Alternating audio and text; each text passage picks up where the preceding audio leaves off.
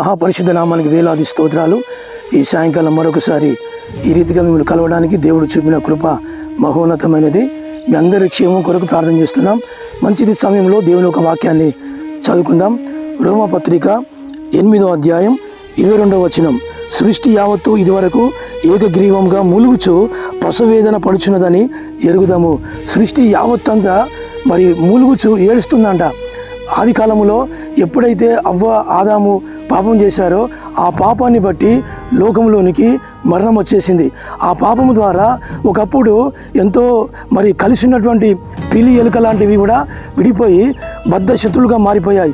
పాపాన్ని బట్టి ఈ లోకంలో భయంకరమైన పరిస్థితులు మనం చూస్తున్నాం. కానీ ఇక్కడ దేవుని ఒక వాక్యం ఏమని సెలవిస్తుందంటే సృష్టి యావత్తు ఏడుస్తుందంట.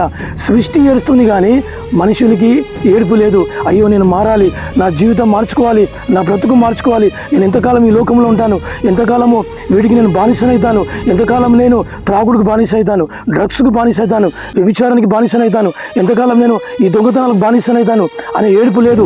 నేను మారాలి అనేటువంటి ఏడుపు లేదు. కానీ సృష్టి యావత్తు మాత్రము దేవుని కుమారుల మరి ప్రత్యక్షత కొరకు ఏడుస్తుందట, ప్రసవేదన పడుచున్నదట. కాబట్టి ఈ సాయంకాల వేళలో మరొకసారి ప్రభు మీతో మాట్లాడుచున్నాడు. మీరు మాత్రము నా యేసు యొద్దకు వస్తే ఖచ్చితంగా మీ జీవితాలలో గొప్ప వెలుగులు నింపడానికి ఆయన సిద్ధంగా ఉన్నాడు. ఆయన ఏమన్నాడు? నేను లోకంలోకి వెలుగై ఉన్నాను. అవును, ఒక పాపిని పరిశుద్ధునిగా మార్చడానికి యేసుక్రీస్తు ఈ లోకానికి వచ్చాడు. నశించిన దానిని వెదకి రచించడానికి లోకానికి వచ్చాడు. కనుక మరి సృష్టి ఏడుస్తుంది. అలాగనే ఈ రోజున సృష్టితో పాటు దేవుని సంఘాలు కూడా ఏడుస్తున్నాయి. ఆ సంఘము లేకుండా భూమి మీద చేయాలని సాతానుడు కంకణం కట్టుకున్నాడు.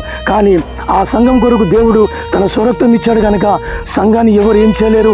సంఘం ఏడుస్తుంది కనుక ఎంతోమంది దుర్మార్గులు మారుతున్నారు. సంఘం ఏడుస్తుంది కనుక ఎంతోమంది పాపులు పరిశుద్ధులుగా మారుతున్నారు. సంఘం ఏడుస్తుంది కనుక మరి ఎంతోమంది తాగుబోతులు, వ్యభిచారులు, దొంగలు, నరాంతకులు మారిపోతున్నారు. కాబట్టి ఈరోజు మీకు శుభవార్త. మీరు కనుక ఒకవేళ యేసు యొద్దకు వస్తే, మీరు ఏ సంఘానికి వెళ్ళని వారైతే మీరు మాత్రము మరి మీ పక్కన ఉన్నటువంటి సంఘానికి వెళ్ళండి, లేకుంటే దేవుని పట్ల విశ్వాసం కలిగి జీవించండి. మీ కొరకు మేము ప్రార్థన చేస్తాం. పరిశుద్ధుడా, మహాగణుడా, సర్వోన్నతుడా, ఈ సాయంకాలం తండ్రి సృష్టి యావత్తు అయ్యా ప్రభువా దేవుని కుమారుల ప్రత్యక్షత కొరకు ములుగుచుందని ఏడుస్తుందని మీరు మాట్లాడారు ప్రభువా. ఆ మనుషునికి నాయన ఆ ఏడుపు లేదు నాయన. మనుషుడు మారాలని ప్రభువా తండ్రి తన మనసులో ఒక మంచి నాయన ఆలోచన పుట్టించుమని ఈ సకల ప్రజలందరికీ నాయన ప్రభువా మీరే తండ్రి జ్ఞాపకం చేసుకొని వారి పాపాలను తొలగించి వారిని క్షమించుమని యేసు నామములో అడిగి పొందుకొని నామ తండ్రి. Amen, amen, amen. మరొకసారి మన ప్రభు అయిన యేసుక్రీస్తు నామములో మీ అందరికీ శుభాలు తెలియజేస్తున్నాం.